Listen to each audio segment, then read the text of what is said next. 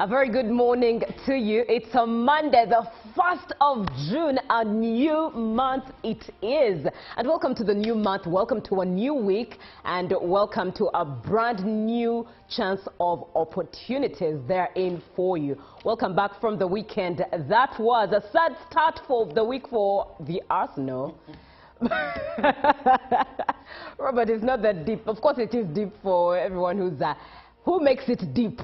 Who makes it feel like it's deep, but it's not that deep. At least, anyways, we have the Premier League title. But for some good news there, in 4 nurses who were being treated for Ebola caused by the Bundibujo strain of the virus have been discharged from the hospital in Bunia in the DRC. This was confirmed by the World Health Organization. Welcome to the show. My name is Julie F. Nantava, and I am with Robert Chirabo Nyonyintono. Together we bring you Good Morning Uganda, and you are watching us live from the Nile Avenue, that is UBC TV, here to Inspire Uganda. Robert, good morning. Is it a good morning? Is it a good start of the week? Yes. Monday must be a good start of the week. I love that. Because one thing I learned, Julie, is the pace you set, the positivity you start your week with will greatly determine what you'll achieve.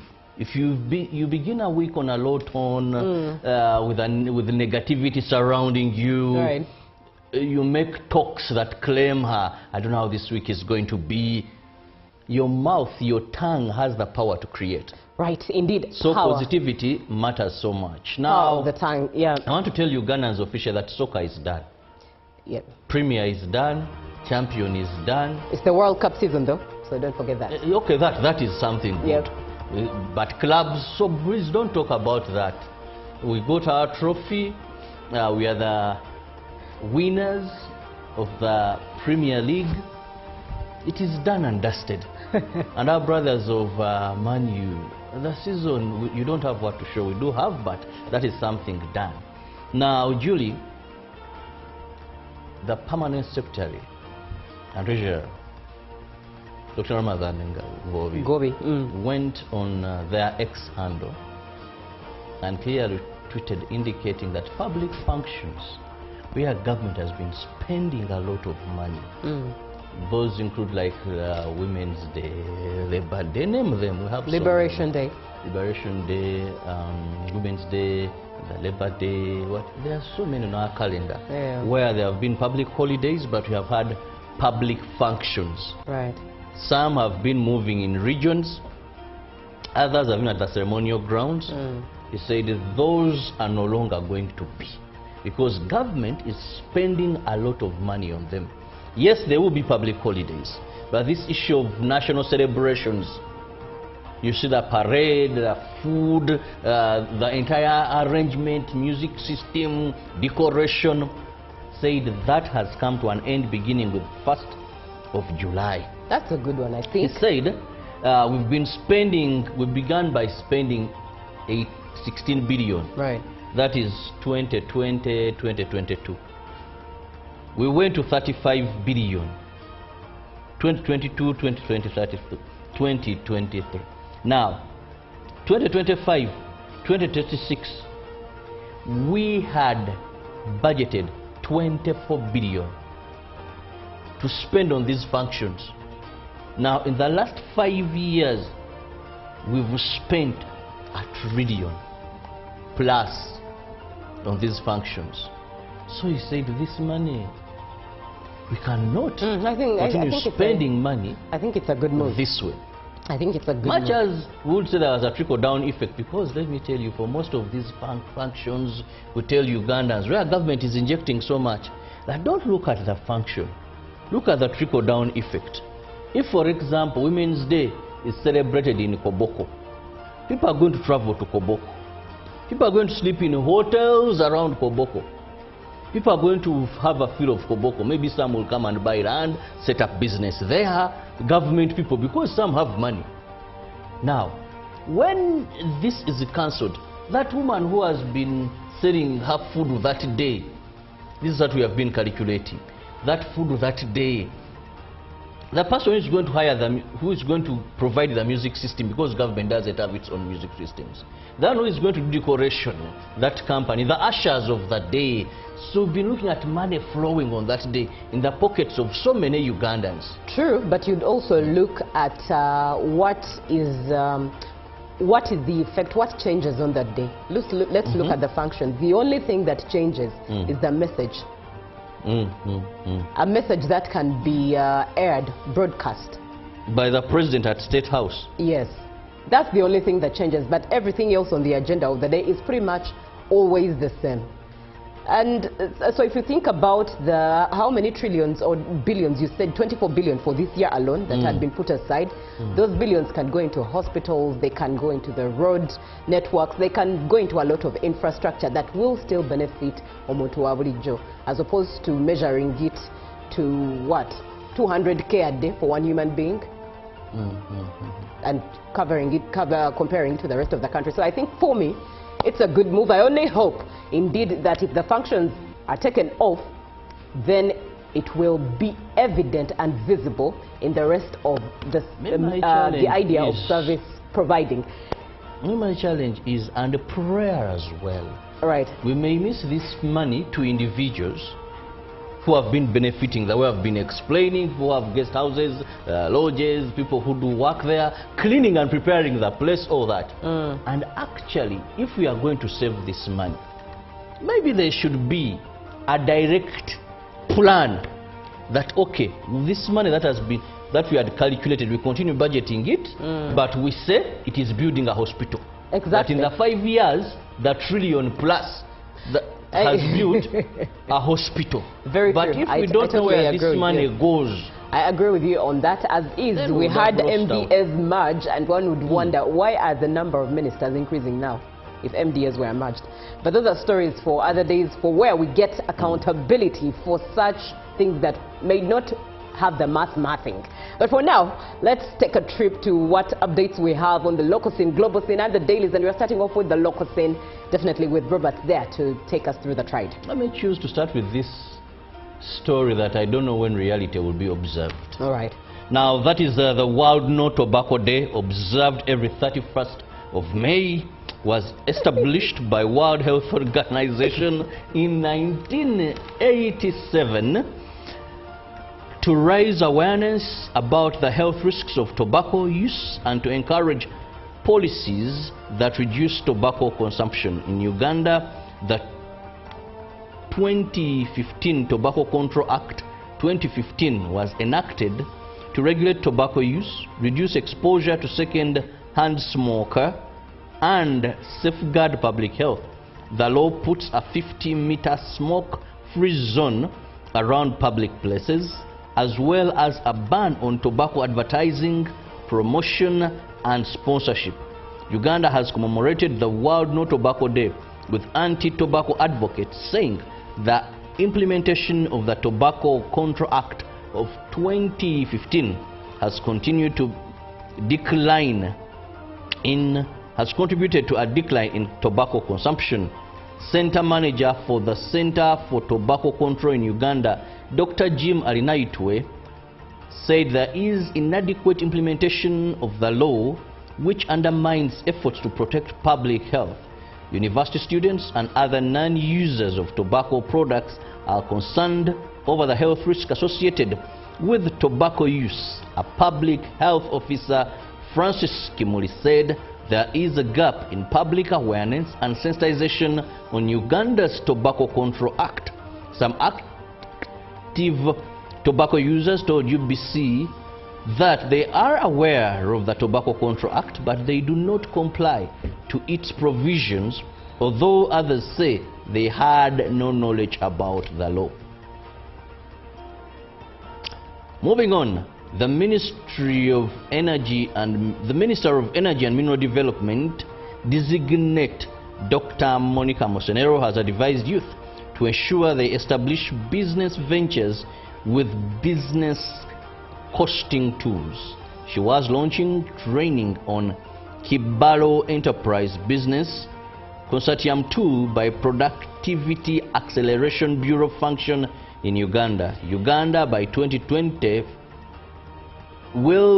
Uganda by 2040 will be a peak in science, technology and innovation due to President Museveni's target of promoting the technology of practical skills. The Minister of Energy and Mineral Development designate, Dr. Monica Musenero, addressed youth for the grand launch training in Chibaro Enterprise Business Casting Tool by Productivity Acceleration Bureau function held in Uganda. 9,000 displaced residents of Waka Waka in Bujiri district have appealed to President Museveni to intervene so that they return home. The residents were evicted from their customary land by one David Ocheng from Tororo 43 years ago, and the affected families have been searching for justice to regain their land. The disputed customary land measures 1,078 hectares.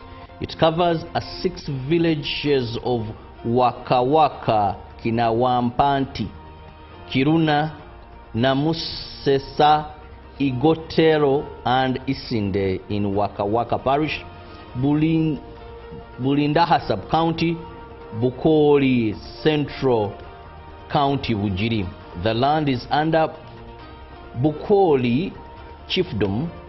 It originally belonged to the late Ibrahim Mustua Wakoli, who gave it to his son-in-law Yoweri Mutara Tanda. The displaced 9,000 residents are descendants. Residents claim that in 1983, a resident of Tororo, David Ocheng, purchased neighboring land but allegedly connived with the local authorities to encroach on their land. The residents have been in court but did not get justice. Attempts to reoccupy the land did not yield but only resulted into violence, destruction of property and displacement. Among the victims are elderly men and women, mothers, fathers and children. And finally, on the local scene, State Minister for Kampala Metropolitan Affairs designate Kabuye Chofatogabye has warned that carelessness behavior could expose young people to the epidemic. He was speaking at the 10th graduation ceremony of Ernest Cook University. He advised graduates facing unemployment to take advantage of government wealth creation programs, including the Parish Development Model and Emyoga. The university has produced graduates who are excelling locally and internationally. Commencement, the speaker, Professor Posiano Kalebu, urged graduates to use their knowledge to transform society. More than 400 students graduated in medicine and related health and life sciences on the theme Nurturing Innovations for Science, for Socio-Economic Transformation. Well, with those stories, we come to the end of our local stories this morning. Very interesting. I don't know when we will have no tobacco. Or we shall have that 50 meter. You go to these places, and as Judy, you're seated down here, up people smoking session. Don't know if it is now 50 meters up above you, or just there is a wall behind people smoking session. So, anyways, sometimes words fail one.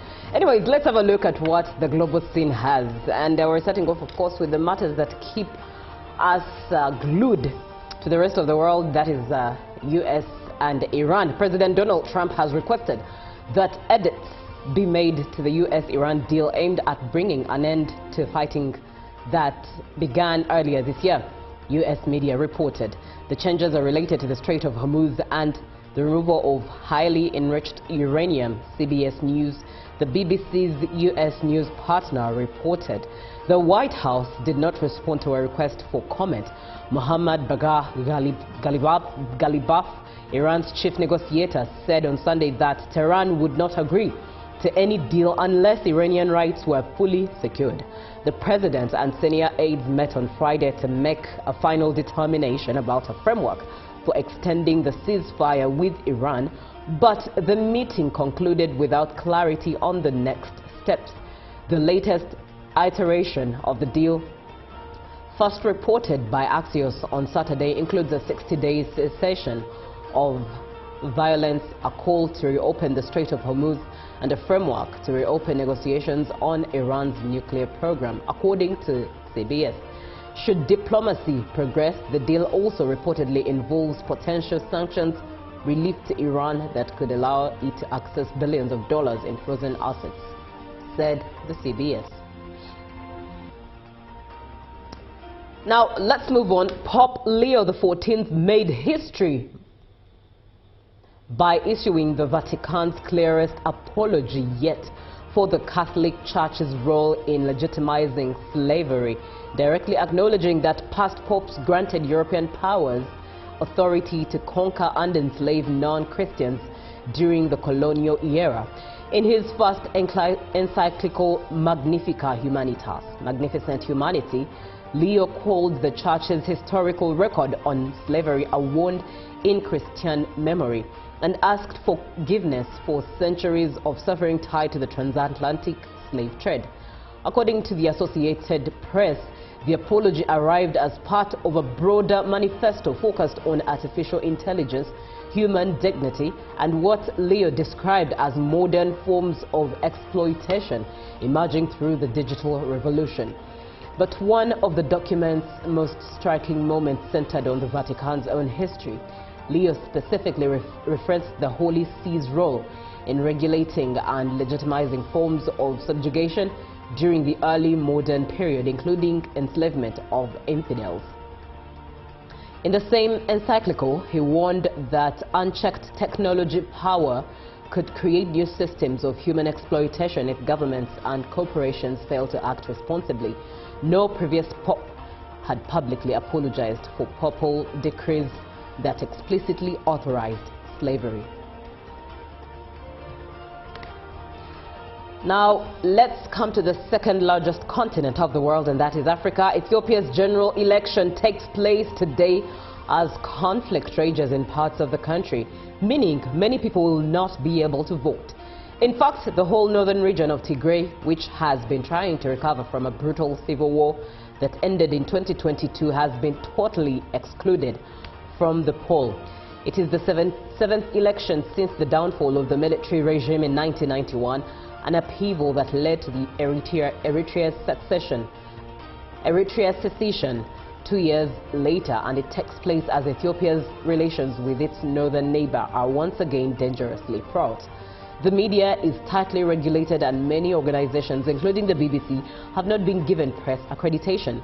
Prime Minister Abiy Ahmed, although he is not directly elected, voters elect representatives to 547 members of parliament, and the party that secures the least 274 earns the right, and the party that secures at least 274 seats earns the right to form the next government to lead the country for the next 5 years.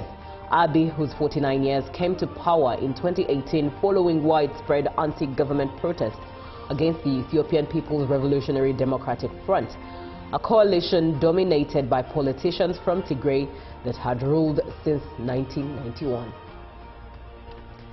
Well, that brings us to the end of what we have on the Global Scene this morning, but it's time to take a look at what the dailies have. I know the New Vision has an interesting headline there with officers that were sent to rest without renewing their contracts. Right, Robert? Well, that's not good news, Julie. When someone has lost a job, it's never good news.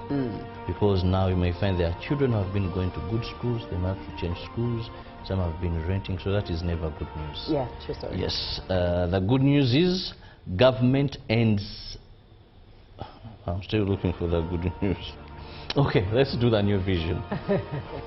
Doctors, students express mixed feelings. This is also not good news. Government ends medical internship allowances. What? Jesus. Yes. This issue of you doing medicine and your internship, Other people are not paid while on internship. Why are you paid? But these people are working in hospitals. So this is government decision. Then CDF donates 100 million birthday run cash to child cancer fight. And 10 police bosses sent home following expiry of contracts. I won't read their names, but I'm seeing my friend I'm seeing my friend Rollins Newabine, traffic and road safety. There are quite a number of my good friends here, Judy. I can see two good friends of mine. God. Okay. Then woman MP still missing 10 days after arrest. Who is she? Well, the story is there. And funding for national celebrations suspended. Make sense of the dual citizenship. Did you see that later? Yep, I did. But since I did not see it on the president's Instagram page, I hold on to it. That's what I was going to tell you. I doubt its authenticity. Yes. Then still the New Vision job offers. That is the good news there at least. Job offers, Embassy of Ireland, GS Group, Uganda Red Cross Society, Lifelink Hospital, Mitoma and Jinja District Service Commission, etc. Now, allow me leave the New Vision in the interest of time. We quickly move to the Daily Monitor. Amongu probe report sent to Museveni. Katatumba versus Shumuk. Property disputes that just won't get silent. And government holds funding for national public holiday celebrations. Still, we have 40% of secondary schools not ready for digital learning. Inside police, 31 billion CCTV camera trouble. And clergy shifts Matters Day celebrations to parishes. Well, those are some of the stories in the dailies today. Right, a quick look at what the Citizen has representing Tanzania there. Why Dodoma is the place for fast-track returns on property. Interesting. Dodoma is rapidly transitioning from Tanzania's administrative capital into one of the country's most competitive commercial property markets, with new data showing rising rents, near full occupancy and a widening supply gap that is reshaping investor interest in the city. That's the main headline there, one that is worth digging deep into. And that brings us to the end of what we have in the dailies and all the updates this morning, from cutting government spend on national events to government ending medical internship allowances. Is that the meaning of Chisanja no sleep? Has it started? Well, we await and see more moves in regards to that goal. For now, let's have a short break. When we get back, we are talking about the National Nurses Day that was to be celebrated in the month of June. What happens to it thereafter? Stay tuned. 0709-602-592. Save that number and be part of the conversation. Good morning. Live from UBC Studios in Kampala, this is Good Morning Uganda. Secretary and Treasurer Dr. Ramadan Gobi went on their X handle and clearly tweeted indicating that public functions where government has been spending a lot of money, those include like Women's Day, Labor Day, name them. We have Liberation Day. Liberation Day, Women's Day, the Labor Day. There are so many on our calendar where there have been public holidays, but we have had public functions. Right. Some have been moving in regions, others have been at the ceremonial grounds. He said those are no longer going to be, because government is spending a lot of money on them. Yes, there will be public holidays, but this issue of national celebrations, you see the parade, the food, the entire arrangement, music system, decoration, said that has come to an end beginning with 1st of July. That's a good one, I think. He said we began by spending 16 billion. Right. that is 2020, 2022. We went to 35 billion. 2022, 2023. Now, 2025, 2026, we had budgeted 24 billion to spend on these functions. Now, in the last 5 years, we've spent 1 trillion plus on these functions. So he said, this money, we cannot continue spending money. I think it's a good move. This way. I think it's a good Much move. as we would say there was a trickle-down effect, because let me tell you, for most of these functions, we tell Ugandans, where government is injecting so much, that don't look at the function. Look at the trickle-down effect. If, for example, Women's Day is celebrated in Koboko, people are going to travel to Koboko. People are going to sleep in hotels around Koboko. People are going to have a feel of Koboko. Maybe some will come and buy land, set up business there, government people, because some have money. Now, when this is cancelled, that woman who has been selling her food that day, this is what we have been calculating, that food that day, the person who is going to hire them, who is going to provide the music system, because government doesn't have its own music systems, the one who is going to do decoration, that company, the ushers of the day. So we've been looking at money flowing on that day in the pockets of so many Ugandans. True, but you'd also look at what is the effect, what changes on that day. Let's look at the function. The only thing that changes is the message. A message that can be aired, broadcast. By the president at State House. Yes. That's the only thing that changes, but everything else on the agenda of the day is pretty much always the same. And so if you think about how many trillions or billions, you said 24 billion for this year alone that had been put aside, those billions can go into hospitals, they can go into the road networks, they can go into a lot of infrastructure that will still benefit Omuntu wa bulijjo, as opposed to measuring it to what, 200K a day for one human being, and comparing it to the rest of the country. So I think for me, it's a good move. I only hope, indeed, that if the functions are taken off, then it will be evident and visible in the rest of the idea of service providing. My challenge is, and prayer as well. Right. We may miss this money to individuals who have been benefiting, that we have been explaining, who have guest houses, lodges, people who do work there, cleaning and preparing the place, all that. And actually, if we are going to save this money, maybe there should be # and select daily or use the MyNGN app. When we talk together, we are unstoppable.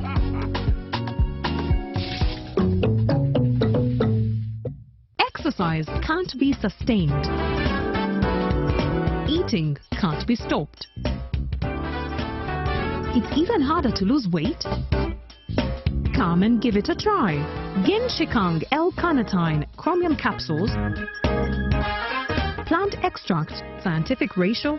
Take 3 capsules each time. The active ingredient accelerates fat burning.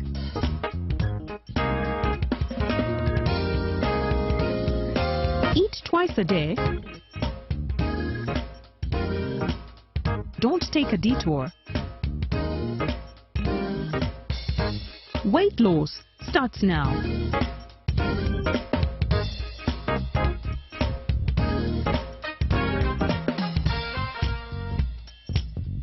Genshikang L-carnitine with chromium capsules helps you stay in shape.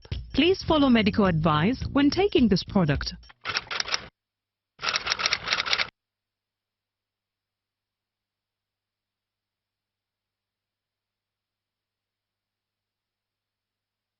My question is,